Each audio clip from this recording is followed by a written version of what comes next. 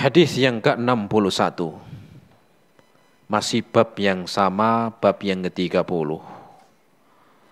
Hadis yang ke-61 ini tentang bahaya orang yang memutus silaturahim.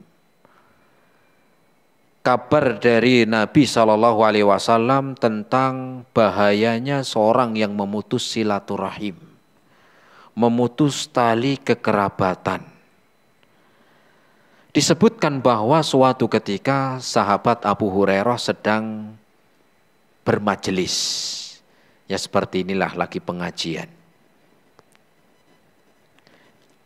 Di sela-sela pengajian, Abu Hurairah mengatakan, "Uharriju ala kulli qati'ir rahmin lamma qama min indina." Abu Hurairah mengabarkan kepada jamaah yang hadir waktu itu, mengatakan, siapa di sini yang memutus silaturahim, silakan pergi. Diusir. Dan Abu Hurairah mengatakan demikian bukan cuma sekali.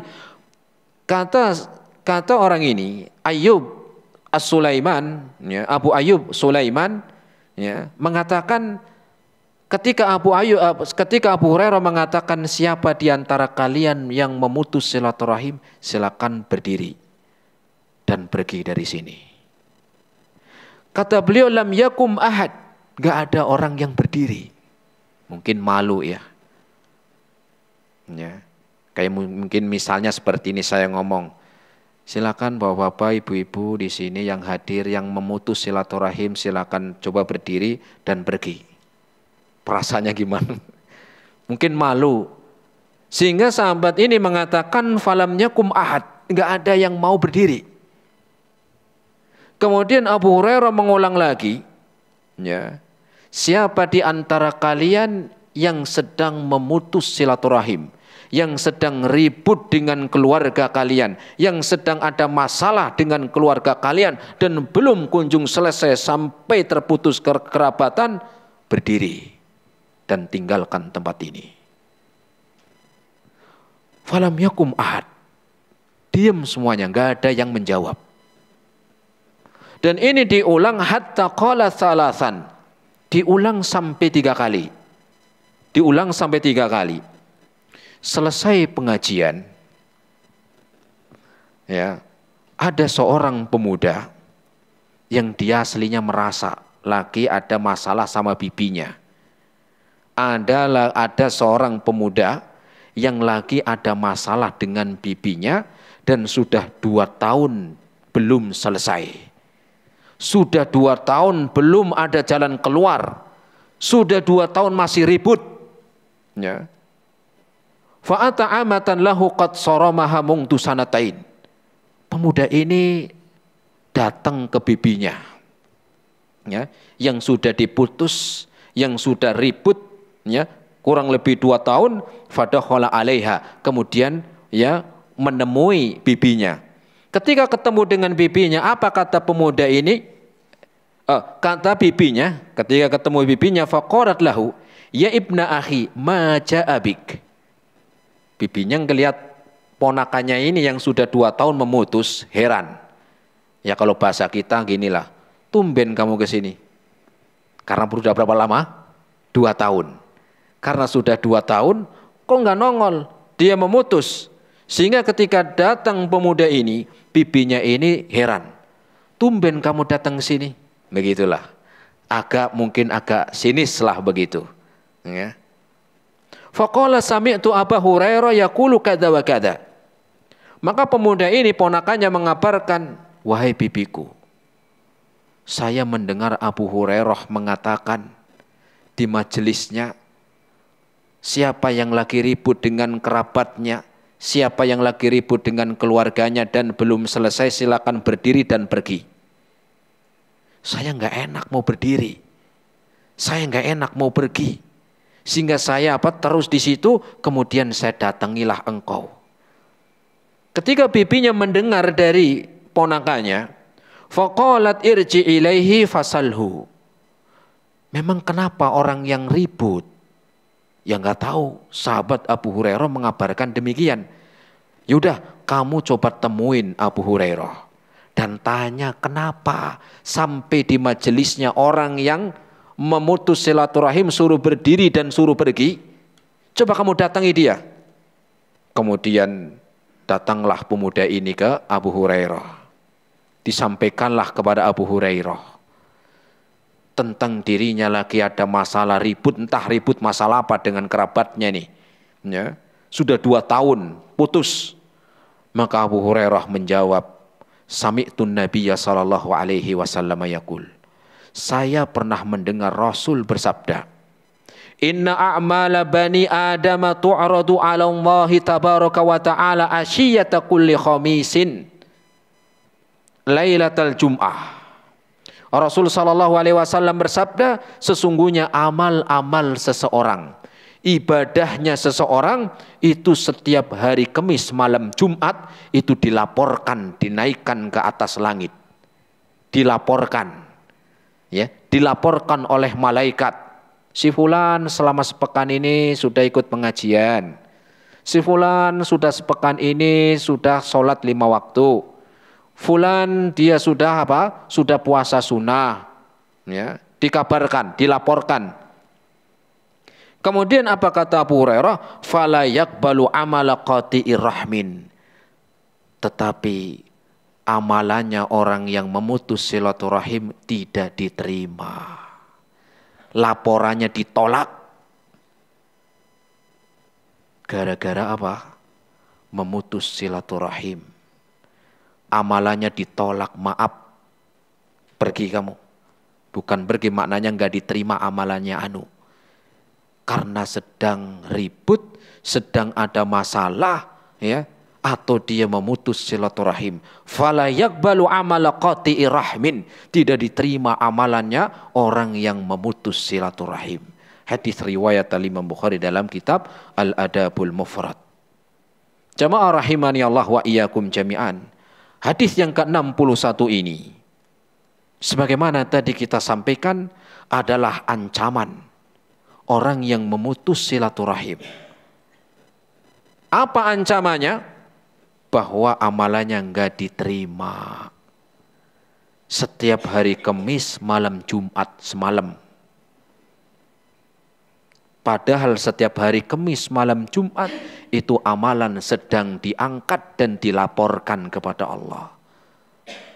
Si fulana hari ini atau kemarin hari Senin sudah bersedekah, sudah sholat, sudah taat kepada suaminya, ternyata lagi masalah, lagi memutus silaturahim, maka tidak diterima. Rugi enggak ini? Rugi jamaah. Ya. Amalan yang banyak tidak diterima gara-gara sedang memutus silaturahim. Gara-gara sedang ada masalah dan dia memutus silaturahim. Sholatnya maaf, belum diangkat. Tidak diterima. Puasanya, zakatnya, sedekahnya, membaca Qur'annya, berzikirnya, hajinya, mungkin umrohnya sekalian. Bacaan Qur'annya, pengajiannya, gara-gara memutus silaturahim ditolak. Ya. Sehingga semakin orang itu memutus silaturahim, maka semakin lama diputus amalannya. Maka semakin lama seorang memutus silaturahim, maka semakin lama ditolak amalannya. Maka kita lihat diri kita masing-masing, adakah kita itu sedang masalah, ribut, ya, sedang ribut dengan keluarga, dengan saudara, dengan kerabat. Ya. Kalau orang tadi ini yang di majelisnya sahabat Abu Hurairah ini dengan bibinya berapa lama? 2 tahun. 2 tahun. Ya. Ada orang yang memutus silaturahim dengan kerabatnya, keluarganya lebih dari 2 tahun. Ada. Ada yang 5 tahun, ada yang 10 tahun, bahkan ada yang sampai meninggal dunia. Bahkan ada yang sampai mati. Na'udzubillahi min dzalik. Ya. Semoga Allah selamatkan kita jamaah. Ya, gak diterima. Ya. Kenapa demikian? Karena hakikatnya orang yang memutus silaturahim itu merugikan dirinya sendiri. Saya ulangi, orang yang memutus silaturahim hakikatnya merugikan diri sendiri. Ya. Kenapa merugikan diri sendiri? Karena di amalannya nggak diterima, ditolak. Padahal setiap hari Kamis, malam Jumat itu amalan dinaikkan, diangkat, dilaporkan kepada Allah. Tetapi ketika orang yang memutus silaturahim, amalannya tertahan, ditolak. Ya. Cuman gara-gara ego yang nggak mau turun, cuman gara-gara emosi, ya. Cuman gara-gara apa? Cuman gara-gara sakit hati, ya. Saya nggak suka sama dia, saudara ini. Kalau ngomong itu suka nyakitin. Omongannya apa? Nyakitin. Ya. Harusnya dia yang minta maaf ke saya. Ego. Ya. Harusnya dia yang datang sowan ke saya karena saya lebih tua daripada dia. Ya. Saya putus sekian lama gara-gara warisan. Padahal kita sama-sama anak. Tetapi kenapa dia lebih banyak warisan dari saya? Ego jamaah. Ya. Ini enggak adil. Akhirnya terputus. Ya. Harusnya dia datang ke saya. Minta maaf. Kenapa? Karena saya jabatannya lebih tinggi. Karena saya lebih tua. Karena saya lebih kaya. Ego jamaah. Ya, macam-macam. Ya. Akhirnya terputus terus silaturahimnya. Ya. Maka seorang yang merasa memiliki hubungan tidak baik, memutus silaturahim, maka segeralah sadar. Segera sadar dan segera kembali untuk menyambung silaturahim. Segera menyambung silaturahim. Sadar. Mau sampai kapan? Kurangi egonya. 6. Ini hadis yang ke-61. Kita lanjutkan hadis yang ke-62. Hadis yang ke-62 masih bab hadis yang terakhir dalam bab yang ke-30. Tentang berbuat baik kepada keluarga yang terdekat. Dimulai dari yang terdekat. An Ibni Umar radhiyallahu taala anhuma, dari Ibni Umar atau Abdullah bin Umar. Anaknya siapa? Umar bin Khattab. Beliau mengatakan, ma anfaqar rajulu ala nafsihi wa ahlihi yahtasibuha illa ajarahumullahu ta'ala fiha. Tidaklah seorang yang dia memberikan nafkah untuk sendiri, kemudian keluarganya, dan dia mengharapkan pahala dari Allah, kecuali Allah akan membalas dengan kebaikan dan pahala untuk dia. Wa'da biman ta'ul, mulailah ketika kalian berbuat baik, memberikan nafkah, sedekah, bersedekah, mulailah dari orang-orang yang memiliki atau menjadi tanggunganmu. Siapa? Keluarga. Orang-orang yang kalian tanggung. Anak, istri. Fa in kana fadlan fal aqrab. Kalau masih punya sisa, masih banyak rizkinya, maka lanjutkan berbuat baik, silaturahim dengan harta itu, bantu juga saudara kerabat yang dekat. Tadi kita sudah sebutkan, dimulai dari ibu atau suami, anak, istri, kemudian orang tua, saudara, kakak, adik, paman, bibi, Fa in kana fadlan fanawil. Kalau masih ada sisa, masih punya kelebihan rizki, maka bantu juga orang-orang yang membutuhkan. Hadis riwayat Imam Bukhari dalam kitab Al-Adabul Mufrad. Jamaah rahimani Allah wa iyyakum jami'an.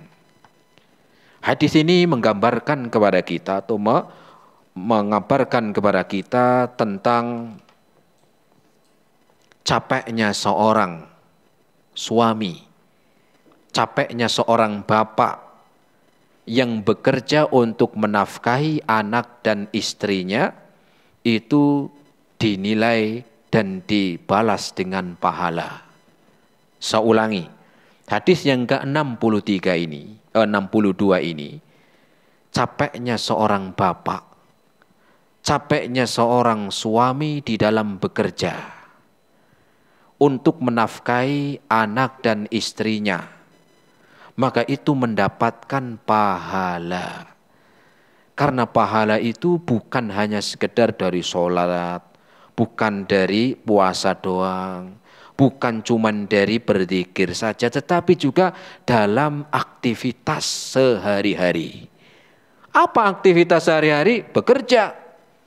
Makanya tadi disebutkan, barang siapa yang seorang menafkahi dirinya sendiri, itu minimal untuk sendiri. Atau yang mungkin belum punya keluarga, belum punya anak istri, kan sendiri. Ya. Kemudian yang sudah punya keluarga anak istri, maka bekerjanya itu dinilai pahala. Ya, dinilai dengan apa? Pahala. Ya. Kenapa? Karena bekerjanya itu ya untuk memenuhi kebutuhan hidupnya. Untuk beli beras, untuk sewa rumah, untuk apa? Untuk sekolah anak, untuk mandiri, untuk mencukupi kebutuhan-kebutuhan pokoknya, ya. Terus kenapa sebagai pahala atau disebut dengan ya orang yang bekerja itu mendapatkan pahala? Capeknya mereka itu dapat pahala, capeknya seorang yang bekerja itu bernilai pahala dari apanya? Pertama karena menjalankan perintah Allah dan Rasulnya. Menjalankan perintah Allah dan Rasulnya, dan juga berniat di dalam bekerja untuk mencukupi kebutuhannya, dan terhindar dari apa? Ya, jatuhnya kehormatan, ya, menjaga kehormatan. Ya, kenapa? Karena ketika seorang mungkin nggak mau kerja, akhirnya anak istrinya kekurangan, akhirnya jadi minta-minta, mengharapkan belas kasih orang lain, hidupnya membebani orang lain, minta-minta, jadi pengemis, macam-macam. Sehingga seorang suami, seorang bapak yang bekerja, karena niat bahwa ini adalah perintah Allah dan Rasulnya, dan untuk memenuhi kebutuhan pokok keluarga, serta menjaga kehormatan mereka, dinilai dengan pahala. Ya. Dinilai dengan pahala. Makanya Rasul mengatakan dalam hadisnya, Rasul bersabda, Rasul bersabda dalam hadisnya, ya, mengatakan, dinarun anfaqtahu fi sabilillah. Harta yang kau gunakan, uang yang kau gunakan untuk fi sabilillah. Kemudian untuk membantu orang miskin. Yang ketiganya untuk membebaskan budak. Yang keempatnya untuk menafkahi keluarga. Apa kata Nabi? A'zamuha ajran, yang paling besar pahalanya itu yang dia gunakan hartanya untuk menafkahi anak dan istrinya, keluarganya. Jadi jangan pelit, ya. Jangan pelit ke siapa? Ya, ke anak, ke istri, ya. Begitu. Kenapa? Karena memiliki ya balasan dengan pahala. Ya.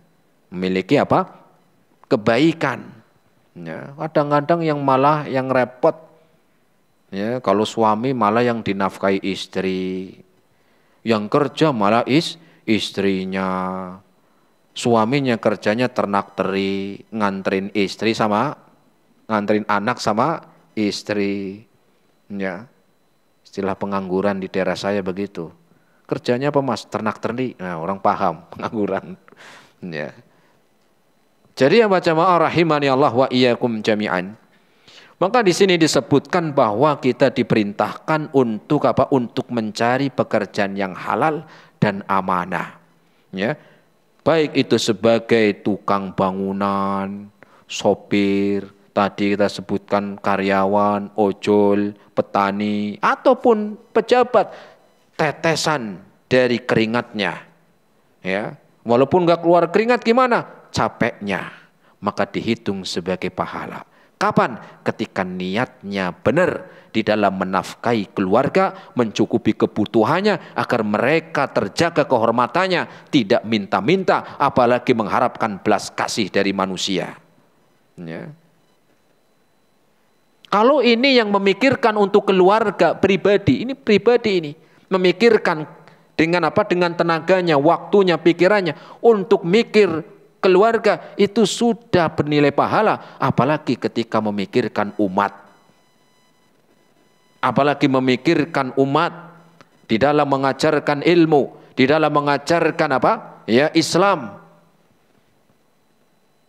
Di dalam apa? Mengajarkan atau membina dakwah, mengurusi dakwah, mengurusi ilmu agar tersebar dengan hartanya, dengan pikirannya, dengan waktunya, lebih lagi pahalanya. Kalau urusan masalah uang untuk keluarga itu bisa menjadi pahala, apalagi mengurusi umat di dalam ilmu dan dakwah. Jamaah rahimani Allah wa iyyakum jami'an. Hadis ini mengajarkan kepada kita mengutamakan keluarga dimulai dari yang terdekat. Rasul mengatakan wabda biman ta'ul, mulai dari orang-orang yang terdekat. Siapa? Tadi anak, istri. Kalau orang tua dia sudah mampu nyari kerja, ya beda, dia sudah bisa. Kecuali kalau orang tua sudah nggak mampu, ya sudah nggak bisa mencari uang, sudah lemah fisiknya, maka anak ini ya dia apa? Ada tanggung jawab untuk untuk menafkahi. Ya, ada orang tua yang masih kuat kemana? Ke sawah, ya sudah nggak masalah, dia juga nggak minta ke anak. Maka minimal siapa? Orang-orang yang menjadi tanggungan kita. Siapa? Anak dan istri. Ya, anak apa? Dan istri. Jangan sampai malah terbalik, malah apa? Malah istrinya yang kerja, suaminya nggak kerja, malah dinafkahin suaminya. Gimana wibawa seorang suami? Cuma nunggu, ya, menunggu dari istri. Ya.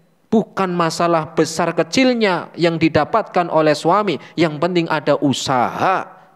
Ada usaha yang dilakukan oleh seorang suami, walaupun itu pendapatannya nggak terlalu besar. Tetapi ketika dia bertanggung jawab, ya, bekerja dengan serius, amanah, maka itu sebagai kewibawaan untuk dia, anak dan istrinya. Bukan malah sebaliknya. Ya. Bukan malah sebaliknya, kecuali memang kalau nggak mampu bekerja lagi gimana. Ya, tapi seorang suami, ya, maka dia memiliki wibawa, kehormatan. Ya, dengan apa itu wibawa dan kehormatan seorang suami? Bekerja. Ya, bekerja, apapun itu pekerjaan, yang penting halal. Kemudian apa? Ya, pekerjaan yang baik. Ya, waktunya ibadah, waktunya sholat, dia sholat, waktunya kerja. Maka ini bernilai pahala. Ya. Kemudian Rasul melanjutkan fal aqrab wa in kana fadlan fal aqrab. Kemudian kalau masih ada sisa, misal kerja gajinya 8 juta. Ini misal. Gede enggak 8 juta? Gede ya. Untuk anak istri sebulan 3 juta. Untuk kebutuhan anak istrinya misalnya 3 sampai 4 juta sebulan. Untuk sekolahin anak, untuk bayar SPP, untuk kebutuhan pokoknya 4 juta. Masih sisa 4 juta. Maka apa kata Nabi? Wa in kana fadlan, kalau masih ada sisa, nah sisanya 4 juta. Fal aqrab. Ini enggak harus pendapatannya 8 juta, ya enggak. Orang kan beda-beda. Kalau masih ada sisa, jangan lupa bantu juga kerabat-kerabat yang terdekat. Walaupun enggak semuanya. Ya, misalnya ada sisa 4 juta, ya dibantu keluarganya, orang tuanya, bisa saudaranya, bisa kakaknya, bisa adiknya, ya kasih 100.000, 200.000. Begitu maknanya. Wa in kana fadlan, kalau masih ada sisa. Karena mungkin gajinya gede, masih ada sisa, ya. Fanawil, maka berikan kepada orang yang butuh. Sudah dikasih kakaknya, sudah dikasih kerabatnya, sudah dikasih pamannya, kemudian ada orang-orang yang membutuhkan. Siapa di antaranya mereka? Di antaranya orang-orang terdekat. Siapa? Mungkin dia pembantu, mungkin dia karyawan, mungkin dia sebagai pegawai. Memang dia yang membutuhkan, dibantu. Kemudian seterusnya orang-orang yang mungkin tetangga dan seterusnya. Jangan sampai dilupakan orang yang paling dekat. Fal aqrab, dimulai dari yang paling dekat. Walaupun bukan kerabat, tapi dia orang yang dekat dengan kita. Ini juga kita diperintahkan untuk membantu. Itu karyawan kah, itu pegawai ataupun pembantu. Jangan dilupakan, jangan dilalaikan. Bukankah selama ini siapa yang membantu kita dalam hidup di rumah? Siapa yang membantu kehidupan di dalam pekerjaan? Sehingga kita tidak peduli dengan mereka, walaupun mereka bukan kerabat. Apalagi tambah kerabat. Ya. Maka bantulah orang-orang yang membutuhkan. Dimulai dari orang yang dekat juga. Semoga bermanfaat. Ini yang bisa kita sampaikan pada kesempatan sore hari ini. Terima kasih atas segala perhatiannya. Mohon maaf atas segala kekurangannya. Kita akhiri subhanakallahumma bihamdika. Asyhadu an la ilaha illa anta. Astaghfiruka wa atubu ilaik. Wassalamualaikum warahmatullahi wabarakatuh.